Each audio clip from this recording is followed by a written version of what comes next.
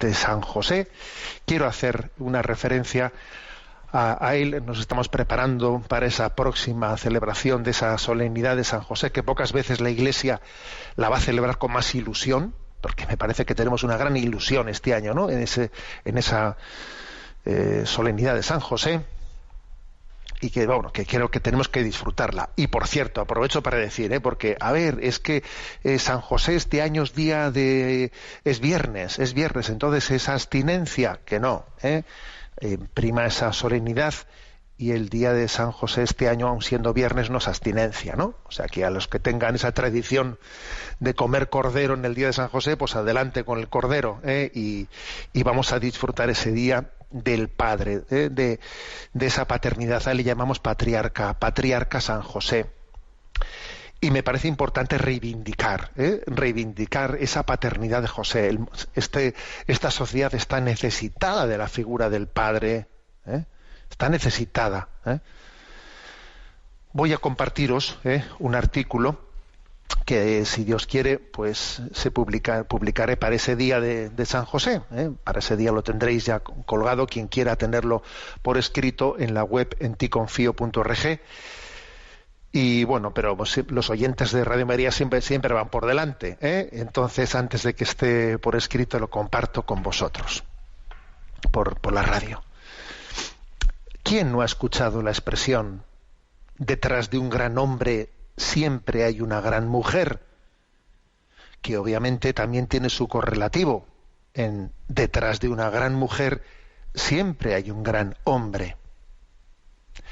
En medio de una cultura en la que se tiende a reivindicar la dignidad del propio género desde la contraposición con el otro, se hace más necesario que nunca subrayar el valor de la comunión y de la complementariedad. Creo que es uno de los grandes males, ¿no?, que nos aquejan, pues el pretender, ¿no?, el pretender descubrir la dignidad de la mujer en contraposición, ¿no?, con la del hombre. O sea, es una pugna, es una especie de lucha. Se ha pasado de la lucha de clases de ricos y pobres que pregonaba el marxismo, ahora la lucha de los sexos, ¿no? Hombres y mujeres. Entonces, ¿quién tiene más poder? ¿Quién no tiene menos poder? Madre mía, siempre hay que estar luchando unos contra otros. Es que la dignidad de uno es en detrimento de la del otro.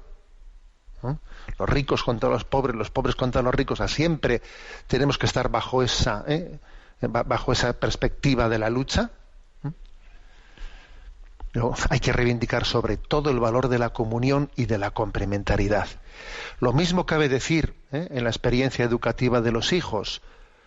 Lo que un niño necesita no es una supermamá o un superpapá, sino una mamá y un papá que, aunque sean normalitos, se quieran mucho y de forma estable. Eso es lo que necesitan los niños. La gran carencia de nuestra época es la esponsalidad, la comunión, la integración de la maternidad y la paternidad. Eso es lo principal. Lo que un niño necesita para ser feliz, ¿no? Tener ese suelo firme de la comunión firme de papá y de mamá. Por eso la figura de San José resulta especialmente luminosa para entender la paternidad y la esponsalidad en toda su hondura antropológica. De hecho, en nuestros días son muchos los especialistas que hablan de la existencia de una profunda herida paterna en nuestra cultura, provocada por la carencia de referente paterno o por una experiencia frustrante de la figura del padre. Por eso me parece importante pues decir que detrás de un gran hombre hay una gran mujer, y detrás de una gran mujer hay un gran hombre. Y me estoy refiriendo a José y a María, claro. Me estoy refiriendo a ellos, ¿no? Y entonces, porque exista, ¿no? Porque falta tal cosa, en esta cultura actual existe esa herida paterna a la que he hecho referencia. Bueno, Para muestra un botón, ¿no? Recientemente conocí el testimonio de una religiosa que trabaja apostólicamente en una cárcel para hombres en Perú. Y en su primer año en la prisión, a medida que se acercaba el Día de la Madre, muchos reclusos le pedían tarjetas de felicitación, ¿no? Y a pesar de llevar cajas y cajas de tarjetas para que los presos se las enviaran a sus madres, nunca parecía tener suficiente, ¿eh? La religiosa. Así que, cuando se acercaba el Día del Padre, decidió prepararse para una avalancha de solicitudes comprando una gran cantidad de tarjetas del Día del Padre. Pero, sin embargo, esa caja está todavía intacta esperando en su despacho.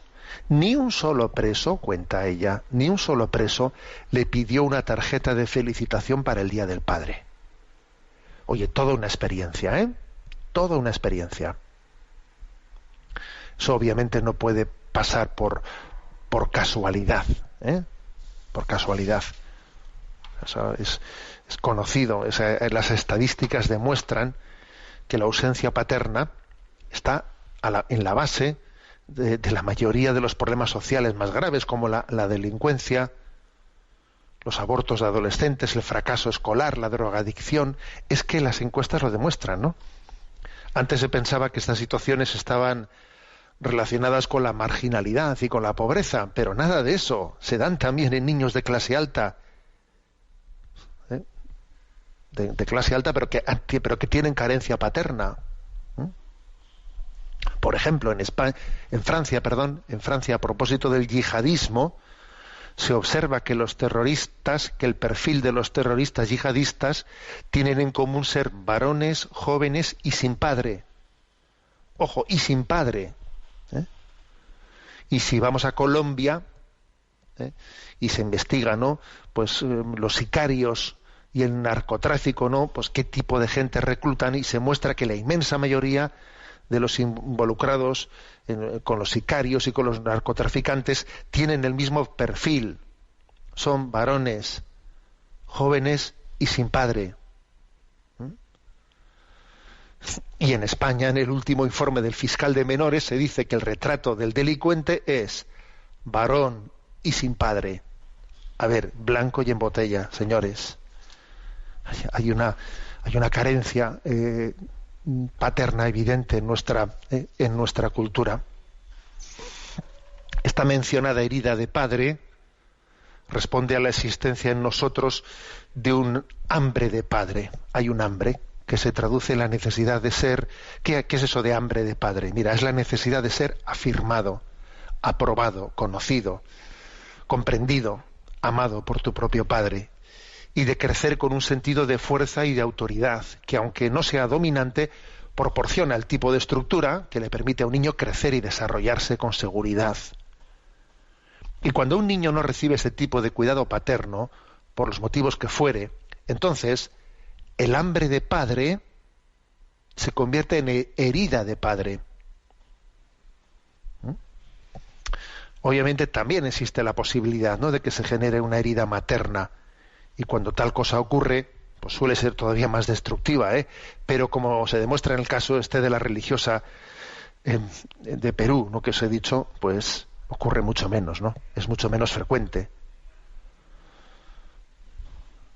Bueno, pero ¿acaso debiéramos, ¿no?, de examinar el motivo por el que podemos estar experimentando también nosotros la figura del padre más lejana que la figura de la madre? Debiéramos de hacérnoslo ver, como se dice, ¿no? Bueno, pues esta es una reflexión que pues la tenéis en vuestra disposición en ese artículo que, como os digo, pues he pensado publicar para el Día de San José, pero además también en estos días pues se ha hecho público algunas entrevistas a la autora del libro Paternidad robada, María Calvo Charro. Ella es profesora titular de la Universidad Carlos III de Madrid, y ese libro pues me parece también que tiene cosas muy interesantes, ¿no? Muy interesantes, porque nos está haciendo referencia a esta misma herida, ¿no? A la herida a la herida de la paternidad. Curiosamente, ahí se dice una cosa, y es que, bueno, el tipo de herida que se genera por la ausencia paterna es siempre inexorable, ¿no? Por ejemplo, pues cuando el padre también trabaja en la alta mar, es un marino que está mucho tiempo, igual pasa meses en el mar, esa herida es similar. O por ejemplo, cuando un padre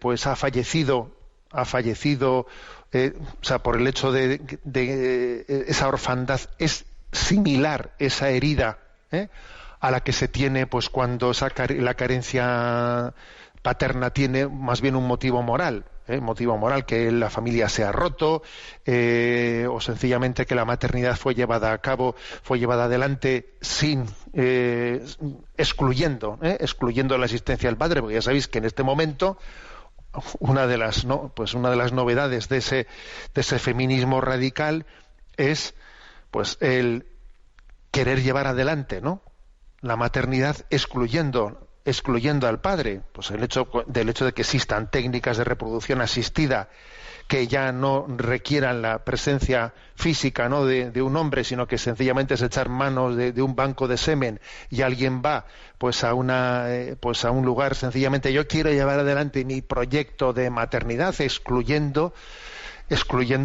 pues la comunión de una familia, ¿no?, la experiencia de esponsalidad complementaria de padre y madre para un hijo, ¿no? Eso genera el mismo tipo de herida que el hecho de que, bueno, pues un niño pierda en un accidente a su padre. Bueno, y en ese libro se le pregunta por esto, ¿no?, a la autora, y dice ella, nada que ver. Leo literalmente la respuesta, nada que ver. El padre siempre ha estado ausente de alguna manera, ¿no?, en el pasado, mucho más que ahora, porque emigraba a otros países por razones de trabajo, porque fallecía o por mil motivos, pero había una presencia simbólica, espiritual.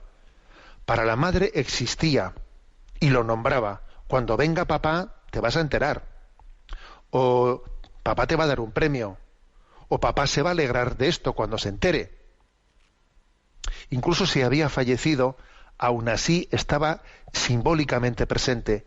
A papá le habría gustado esto o lo otro. Había pues una presencia.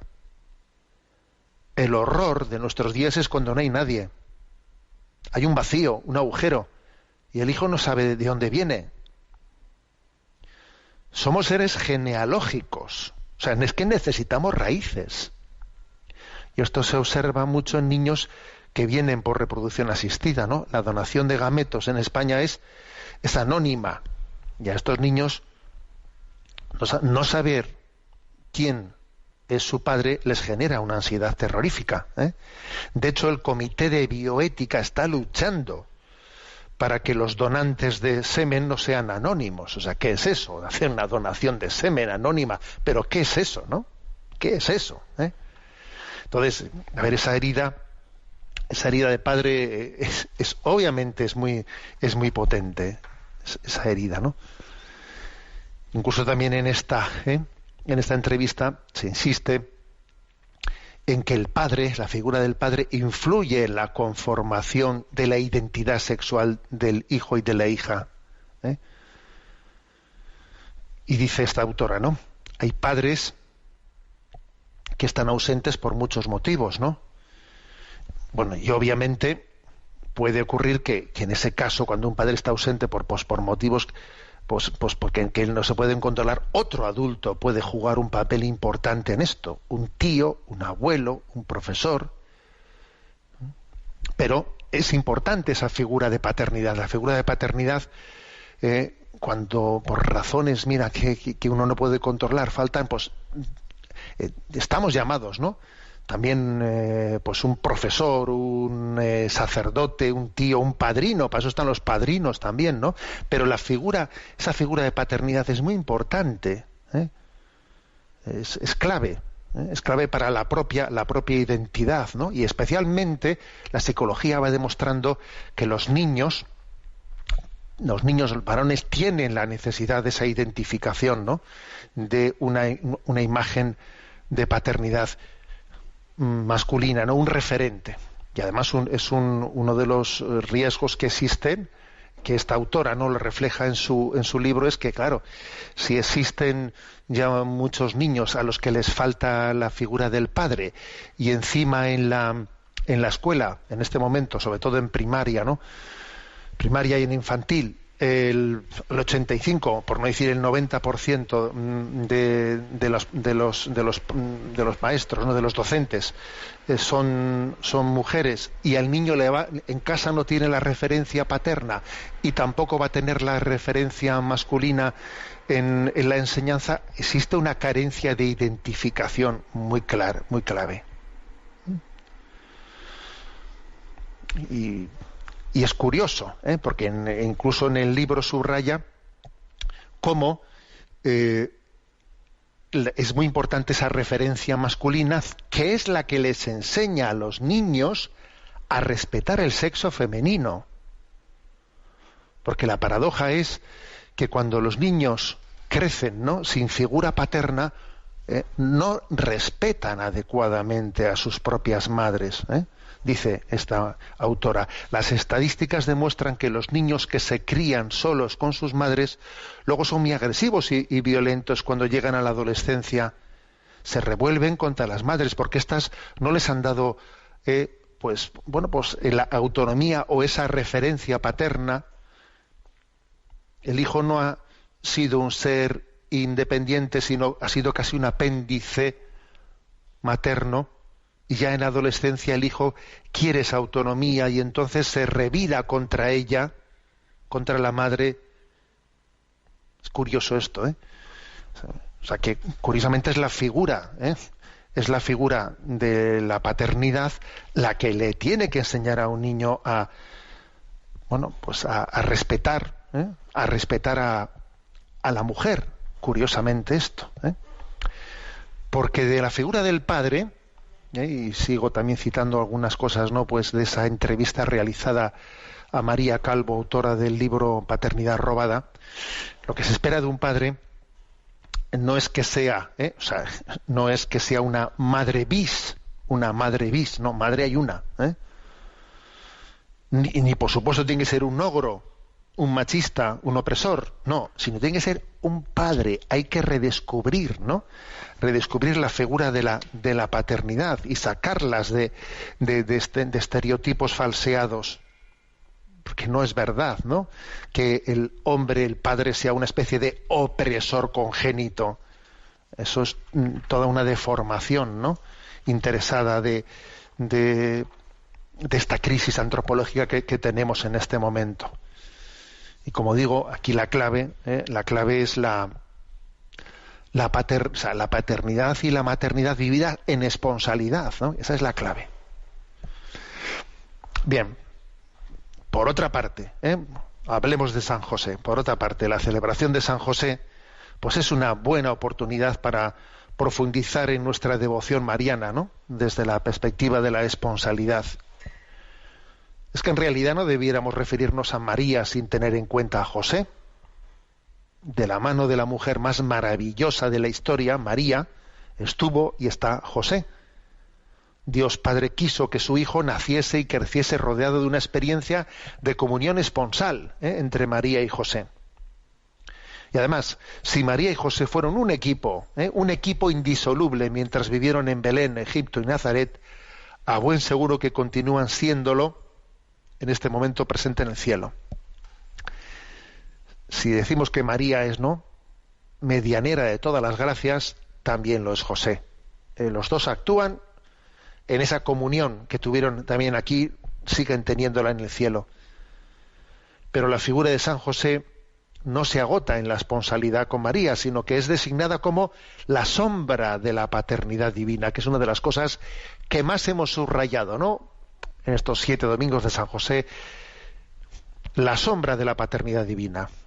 El significado de esta expresión no hay que entenderlo tanto, ¿no?, en el sentido de que San José viviese en la sombra, sino en el que durante toda la vida oculta de Nazaret, José fue para Jesús la sombra de la paternidad divina. Diríamos en términos teológicos que San José fue como una especie de encarnación, visualización de la paternidad de Dios Padre. A Dios Padre no se le ve, es invisible, pero se hizo visible para Jesús en San José. Sin olvidar que lo que San José fue para Jesús es lo que cualquier padre está llamado a ser para su hijo: imagen visible de la paternidad de Dios. Tú, padre que me escuchas, tú estás, fíjate si es potente esa vocación que has recibido de ser padre, ¿no? Tú estás llamado a visualizar, tú a ser la visualización de la paternidad de Dios para tu hijo. Como yo, sacerdote, estoy llamado a ser Cristo, a ser la imagen de Cristo para el mundo. Pues tú estás llamado a ser la imagen de Dios Padre para tu hijo.